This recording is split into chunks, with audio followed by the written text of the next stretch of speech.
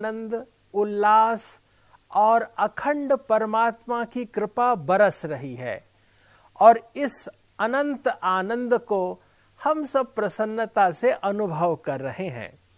आइए आज एक पावन उत्सव, पावन त्योहार और पवित्र कर देने वाला व्रत हल षष्ठी व्रत की कथा सुनते हैं। भाद्रपद मास की कृष्ण पक्ष की षष्ठी तिथि को यह पावन पुनीत व्रत रखा जाता है।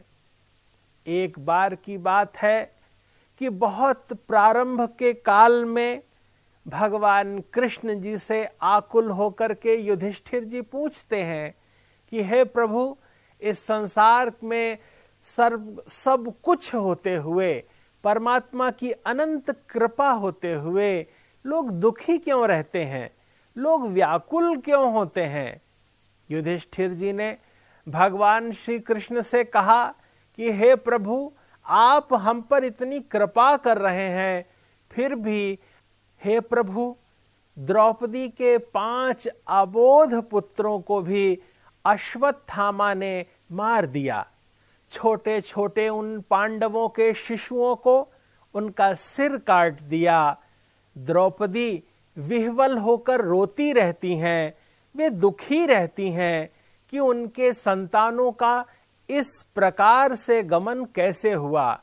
वे इस शोक को, इस दुख को पचा नहीं पा रही हैं कि पांडवों के तेजस्वी महान पुत्रों को छोटी ही अवस्था में उन 5 छोटे छोटे अबोध बच्चों को क्यों करके उनके प्राण चले गए, क्यों उनका जीवन नष्ट हो गया, और आखिर क्या कारण था कि अश्वत्थामा ने उन 5 अबोध पुत्रों को मारा, जिसके कारण द्रौपदी का हृदय द्रवीभूत रहता है, उसमें दुख निरंतर व्याप्त रहता है। वहीं सुभद्रा के बेटे अभिमन्यु को भी युद्ध भूमि में सबने मिलकर मार दिया। सब कुछ होते हुए भी सुभद्रा का हृदय जलता रहता है। उसके प्यारे पुत्र अभिमन्यु की यह अकाल मृत्यु हुई है। आखिर क्यों उसे पुत्र वियोग का दुख सहना पड़ रहा है? यह दुख कैसे दूर हो सकता है? हे माधव, आप इसका कुछ उपाय बताइए। अभिमन्यु की स्त्री उत्तरा के गर्भ में जो छोटा सा शिशु आया था, उस छोटे से शिशु को भी किस तरह देखिए अश्वत्थामा ने ब्रह्मास्त्र मारकर दग्ध कर दिया। वह उत्तरा के गर्भ में जो गर्भ में विद्यमान शिशु था, उसको भी अश्वत्थामा ने इतना दाहकत्व प्रदान किया कि वह भी जल रहा है और वह ब्रह्मास्त्र से जली जा रही है। उसके चित्त में शांति नहीं आ रही है। युधिष्ठिर कहते हैं, भगवान श्री कृष्ण, इस संसार में पुत्र का होना परम सुखकारी है, लेकिन अपने रहते अपने सामने पुत्र का वियोग अपार दुख का कारण होता है। यह ज्ञान कैसे हो हम पुत्र वियोग में न पड़ें, हमारे यहाँ कभी संततियों की अकाल मृत्यु न हो, इससे बचने का क्या कोई उपाय है? क्या कोई ऐसा कारण है, कोई व्रत है, कोई दान है, कोई उपवास है, कोई कर्म है जिससे हम प्रियजनों से विमुख न हो, किसी की अकाल मृत्यु न हो, किसी में चित्त की दाहकता न हो? भगवान कृष्ण मुस्कुराकर कहते हैं, युधिष्ठिर, प्रत्येक कर्म के पीछे कुछ न कुछ फल प्राप्ति होती है, और अगर कहीं कोई दोष है तो उसका निवारण भी होता है। इस असार संसार में प्रत्येक वस्तु का उपाय निहित है। युधिष्ठिर, तुम ध्यान से सुनो। प्राचीन काल की एक कथा है। इस कथा को हल षष्ठी व्रत कथा कहते हैं, क्योंकि ये भाद्रपद मास के कृष्ण पक्ष की षष्ठी तिथि को की जाती है और जो कोई इस कथा का श्रवण करता है, इस व्रत को करता है, इसमें दान करता है, इसका सदचिंतन करता है, उसके घर में कोई अकाल मृत्यु नहीं होती, उसे संततियों का सुख प्राप्त होता है, उसके घर में कोई दीन दुखी नहीं रहता। उसके अगर राजा करता है तो उसके राज्य में कभी ईति भीति नहीं होती, कभी चोरी डकैती नहीं होती, कभी अतिवर्षा और अकाल नहीं होता। इसी तरह अगर कोई गृहस्थ इस व्रत को करता है तो उसके परिवार में कभी भी कोई पीड़ा नहीं होती, संताप नहीं होता, धन की कमी नहीं होती, चारों ओर सुख और शांति व्याप्त रहती है। युधिष्ठिर को समझाते हुए भगवान श्री कृष्ण कहते हैं कि एक बार की बात है, सुभद्र नाम का एक बड़ा ही प्रतापी राजा था और सुभद्र की पत्नी का नाम सुवर्णा था, जो कि बड़ी अच्छी थी। गृह राज्य में उसका बड़ा मान था और वो पट्ट महिषी थी। वह सुवर्णा रानी अपने राज्य में शोभित होती थी। एक बार की बात है, उसके एक पुत्र था जिसका नाम हस्ती था। वह हस्ती महान प्रतापी हुआ। बाद में तो उसी ने हस्तिनापुर नाम के महान नगर को बसाया था। इतना प्रतापी पुत्र हस्ती था। एक बार की बात है, हस्ती धात्री के पुत्र के साथ गंगा नदी में स्नान करने के लिए गया। छोटे छोटे बच्चे जब मां गंगा की गोद में कुल्लेल कर रहे थे, खेल रहे थे, गंगा जी में आनंद की वर्षा हो रही थी, सब सुख से वर्षा में भीग रहे थे और प्राचीन काल के उस समय में सब प्रेम से बच्चे गंगा जी में डुबकियां लगा रहे थे। इसी बीच एक भयानक ग्राह, एक मगरमच्छ आया और उसने हस्ती को पैर से पकड़कर गंगा जी में खींचते हुए ले गया और मानो हस्ती को उसने ग्रहण कर लिया हो। नगर में यह समाचार पहुंचा, तब लोग शोक संतप्त हो गए। इतना शोक हुआ कि स्वयं राजा सुभद्र और सुवर्णा दुखी होकर, व्याकुल होकर, ऐसा लगा कि अभी वे मृत्यु को प्राप्त हो जाएंगे। सुवर्णा तो इतनी खिन्न हो गई, इतनी नाराज हो गई कि उसने अपनी दासी पुत्र के कारण ये सब हुआ, उसके कारण गया था, तो उसने उसको अग्नि के कुंड में डलवा दिया, जिससे धात्री, उनकी सेविका अत्यंत दुखी हो गई, द्रवित हृदय वाली हो गई। पुत्र की मृत्यु से, पुत्र के जल जाने से बहुत ज्यादा दुखी होकर वह राज्य को छोड़कर वन की ओर चलने लगी। जैसे ही वे घनघोर वन की ओर पहुंची, वहां पर केवल वायु पी करके ही रहने लगी। पास में ही उसने देखा कि एक सुंदर मनोहर स्थान है जहां पर कुश और पलाश के सुंदर वृक्ष हैं। वहां पर उसने बालुका के सुंदर भगवान शिव का निर्माण किया, पार्वती जी का निर्माण किया, कार्तिकेय और गणेश जी का निर्माण करके शिव परिवार का पूजन करने लगी और हृदय में भगवान शिव का स्तवन, मनन, चिंतन करते हुए अपने आप को भगवान शिव को सौंप करके अर्पित करती हुई सी निरंतर भगवान की सेवा में डूबी रहने लगी, कुछ ग्रहण नहीं करती थी।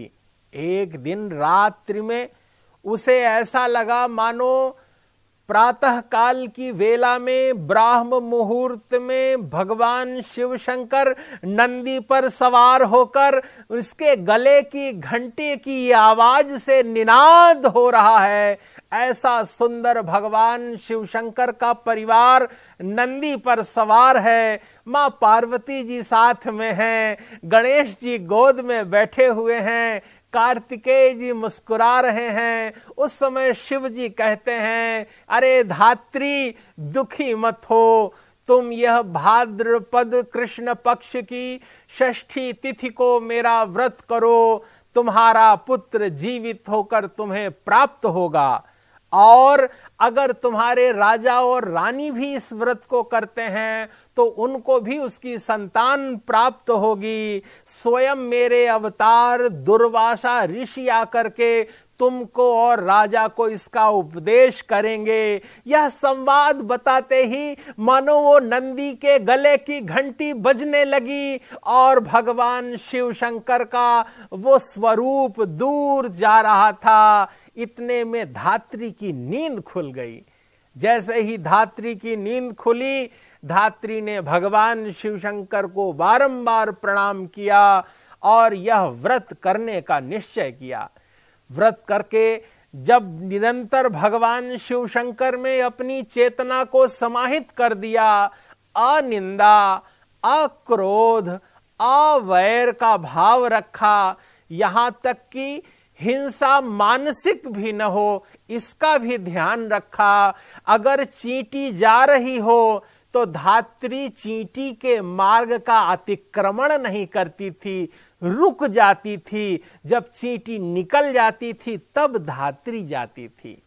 अर्थात हमारे कारण किसी भी जीव मात्र को कोई कष्ट न हो, किसी के हृदय में कोई वेदना न हो, किसी को दुख पीड़ा न हो, किसी का हृदय अशांत न हो, क्योंकि सभी परमात्मा के बनाए हुए हैं और परमात्मा के बनाए गए किसी जीव के प्रति हिंसा करना परमात्मा के प्रति हिंसा करना होता है। जब व्यक्ति प्रत्येक व्यक्ति के प्रति करुणा का भाव रखते हैं, मुदिता का भाव रखते हैं, दया का भाव रखते हैं, तो उसके अंतःकरण में प्रासादिकता व्याप्त हो जाती है। इस तरह से जब वह व्रत करने लगी तो एक दिन राजा और रानी को नगर के भीड़ में धात्री का पुत्र खेलता सा दिखाई दिया। उसी समय उसको लेकर जब वे कुछ पूछना चाहते थे, भगवान शिव शंकर के अवतार दुर्वासा जी प्रकट हो गए। 12 बार उनका आचमन और पूजन करके, आसन और पाद्य करके जब उनको प्रसन्न किया, तब दुर्वासा जी राजा और रानी को लेकर के जंगल में आते हैं, धात्री के पास मिलाते हैं और धात्री से कहते हैं कि देखो ये राजा रानी तुम्हारे पुत्र को लेकर आए हैं। तब धात्री प्रसन्न हो जाती है, राजा रानी को अपने उस स्वप्न की बात बताती है। राजा और रानी ने भी भाद्रपद मास के कृष्ण पक्ष की षष्ठी का यह हल षष्ठी व्रत करने का संकल्प लिया और वह व्रत सफलता पूर्वक उन्होंने किया।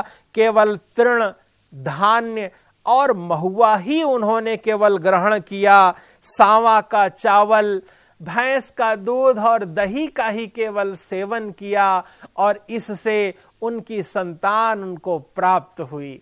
यह व्रत अत्यंत मंगलकारी है। इस कथा को श्रवण करने वाले के घर में सदा संतान का सुख बना रहता है, उसके घर परिवार में सदा उन्नति होती रहती है, भगवान शिव की कृपा बरसती रहती है।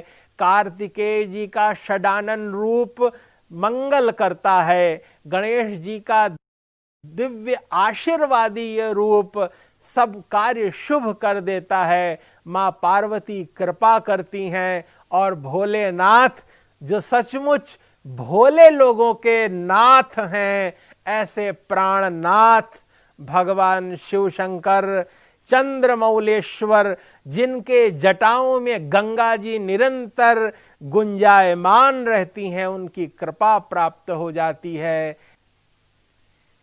हल षष्ठी व्रत कथा का यह पुनीत पावन दिवस आप सबके जीवन में मंगल का उन्मेष कर देने वाला है। इस कथा के संदर्भ में जैसे ही राजा रानी के साथ दुर्वासा ऋषि जंगल में आते हैं, धात्री के पास आते हैं और पूजन करने का उद्यम करते हैं, तब उस समय भगवान श्री कृष्ण युधिष्ठिर से कहते हैं कि कोई भी सांसारिक प्राणी इस व्रत को कर सकता है। इस व्रत को करने का यह विधान है कि प्रातः काल बहुत जल्दी उठ करके स्नान, ध्यान, पूजन और अनुष्ठान करें। जो भी नित्य नैमित्तिक कर्म हैं उनको पूर्ण करें। उसके बाद सुंदर दूध दही के साथ, वो भैंस की ही होनी चाहिए, वह अनिवार्य है। उसमें नीवार की खीर बनाने का विशेष विधान बताया गया है। उससे भगवान शिवशंकर विशेष रूप से प्रसन्न होते हैं। और इस व्रत को विधान करने के लिए पलाश की डाल, पलाश वृक्ष की डाल को अगर उसके नीचे किया जाए तो विशेष फलकारी होता है। पूजा की थाल सजाई जाती है जिसमें योग्य आचार्य, विद्वान आचार्य का चयन करके उनके द्वारा मंगलाचरण कराना चाहिए। उनको पर्याप्त मात्रा में वस्त्र है, अन्न है, धन है तथा खाद्य वस्तुओं का दान करना चाहिए। ये दान ही पूर्णता प्रदान करता है, क्योंकि जो औषधि का दान करता है उसके परिवार में किसी को रोग नहीं होता। जो वस्त्र दान करता है उसके परिवार में किसी को वस्त्रों की कमी नहीं होती। जो ज्ञान का दान करता है उसके परिवार में कोई अज्ञानी पैदा नहीं होता। अर्थात दान का इतना अधिक महत्व है कि जो हम आज अन्नदान कर रहे हैं वह अन्न हमारे पुरजनों को, परिजनों को, संततियों को अनंत गुना होकर के प्राप्त होता है। यही फल दान का फल है। इसमें रजत अथवा स्वर्ण के शिव जी का भी निर्माण का विधान बताया गया है और उनका पंचोपचार, षोडशोपचार पूजन करके फिर वो श्रेष्ठ विद्वान आचार्य को सौंप देना चाहिए, उन्हें प्रणाम करना चाहिए, क्योंकि दान स्वयं की दिव्यता का ही अंश होता है। राजा ने इसी प्रकार भगवान शिवशंकर की स्वर्ण प्रतिमा का निर्माण कराया और पालाश के वृक्ष के नीचे कुश पर भगवान शिव की स्थापना कराई है और उसके बाद संपूर्ण विधि विधान से पूजन किया है, मंगलाचरण किया है, श्रेष्ठ श्लोकों का वाचन किया है। ओम कल्पांत क्रूर केलिः कृतु कदन करः कुंद कर्पूर कांति क्रीडन कैलास कूटे कलित कुमुदिनी कालिकः कांतकायः कंकाल क्रीडनोत्कः। श्लोक रिपीट करेंगे। ओम कल्पांत क्रूर केलिः कृतु कदन करः कुंद कर्पूर कांति क्रीडन कैलास कूटे कलित कुमुदिनी कामुकः कांतकायः कंकाल क्रीडनोत्कः कलित कलकलः कालकाली कलत्रः कालिंदी कालकंठः कलयतु कुशलम कोपिका पालिकः कौ।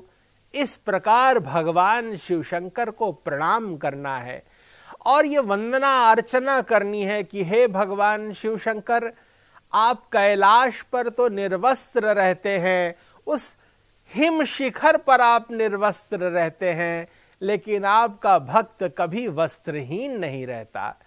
हे भगवान शिवशंकर, आपके पास कपाल में जहां लोगों के पास अन्न के भंडार हैं, आपके तो कपाल में विष था, आपने विष ग्रहण कर लिया, लेकिन सचमुच आपका भक्त नित्य बहुविध व्यंजन प्राप्त करता है। हे भगवान शिवशंकर, आपने कपाल की माला धारण की हुई है, लेकिन आपके भक्तों के तो निरंतर गले में दिव्य पुष्पों की माला पड़ी रहती है। हे भगवान शिवशंकर, आपके माथे पर तो अग्नि का मानो कुंड हो, नेत्र से अग्नि प्रज्वलित होती रहती है, दाहकता बनी रहती है, और सिर पर जटाजूट में गंगा जी विद्यमान हैं, लेकिन आपके भक्त के तो माथे पर सदैव मुकुट मणि शोभित होता रहता है। हे भगवान शिवशंकर, आपकी तो नंदी की सवारी है, लेकिन आपका भक्त नित्य नए नए बड़े बड़े वाहनों पर अपना कार्य करते हैं, उन्हें भगवान की ओर से वे वाहन प्राप्त होते हैं। ये आपकी कृपा का फल है। हे भगवान, आपकी कृपा से क्या संभव नहीं है। आपकी कृपा से ही व्यक्ति अनंत आनंद को प्राप्त होता है। उसी प्रकार से आपके चिरंजीव गजानन गणेश जी, जो सर्व पूज्य हैं, प्रथम पूज्य हैं, और जिनकी पूजा करने मात्र से ही रिद्धि और सिद्धि प्राप्त हो जाती है, पुत्र के रूप में शुभ और लाभ मिल जाते हैं, और क्रौंच पर्वत को भी विदीर्ण कर देने वाले वे षडानन कार्तिकेय की कृपा जिसे प्राप्त हो जाती है, माँ भगवती अन्नपूर्णा पार्वती की कृपा प्राप्त होती है। अन्नपूर्णे सदा पूर्णे शंकर प्राण वल्लभे, ऐसे जगत जननी माँ भगवती पार्वती की जो पूजा करते हैं, जो अर्चना वंदना करते हैं, उनके घर में भगवान स्थिर रूप से विद्यमान हो जाते हैं और उन्हें कभी भी संतति वेदना नहीं होती। उनके घर में कभी किसी बच्चे की अकाल मृत्यु नहीं होती। समय पर सबके विवाह होते हैं, समय पर सबको श्रेष्ठ संतान प्राप्त होती है, उनकी विद्या और बुद्धि का विकास होता है। यह सारा वृत्तांत बताने के बाद भगवान कृष्ण युधिष्ठिर से कहते हैं कि युधिष्ठिर, जब सुभद्र नामक उस राजा की वह पत्नी सुवर्णा और उसका पुत्र हस्ती भी जब जीवित होकर के प्रसन्नता के साथ जब राज्य में लौट आते हैं, तब हस्ती के और अन्य भाई भी होते हैं और परिवार का बहुत विस्तार होता है। हस्ती तो गज के रूप में जैसे ग्राह ने गज को मुक्त किया था, उसी तरह ग्राह ने हस्ती को भी मुक्त कर दिया। माँ भगवान भोलेनाथ की कृपा से गंगा जी के उत्स से उस ग्राह ने हस्ती को मुक्त कर दिया। और यह हल षष्ठी की व्रत कथा जो कोई श्रवण करता है, उसके जीवन में शुभता प्राप्त हो जाती है। संपूर्ण विश्व का कल्याण करने के लिए पूज्य महर्षि महेश योगी जी ने अपने दिव्य वैदिक वांग्मय के विस्तार में भारतीय परंपराओं के पोषण के इस उपक्रम में, महर्षि जी के इस दैवीय विधान में हम सब लोग भारतीय वांग्मय के प्रति श्रद्धा रखने वाले लोग ज्ञान का नित्य प्रति अपने व्यवहार में प्रयोग करें। अगर हम भारतीय परंपरा के अनुसार सभी उत्सवों को मनाएं, तीर्थों का सेवन करें, गुरुजनों का आदर करें, तो हमारे जीवन में निरंतर शुभता होने लगेगी, सभी का शुभ और मंगल होगा। हल षष्ठी की इस पावन कथा का आपने श्रवण किया, आपके सभी मनोरथ पूर्ण हो, आपका मंगल हो। इस तरह यह हल षष्ठी की व्रत कथा का जो आपने श्रवण किया है, इसका मनन चिंतन किया है, ये आपके जीवन में, आपके कुल में, आपके नगर में, आपके देश में सबका मंगल हो, सर्वविध कल्याण हो, सबकी उन्नति हो। और इन्हीं शब्दों के साथ आपको इस महापर्व की, इस उपवास की, इसमें किए गए दान दक्षिणा का शुभ फल प्राप्त हो। इस सद्भाव के साथ हल षष्ठी व्रत कथा यहीं पूर्ण होती है। जय गुरुदेव, जय महर्षि।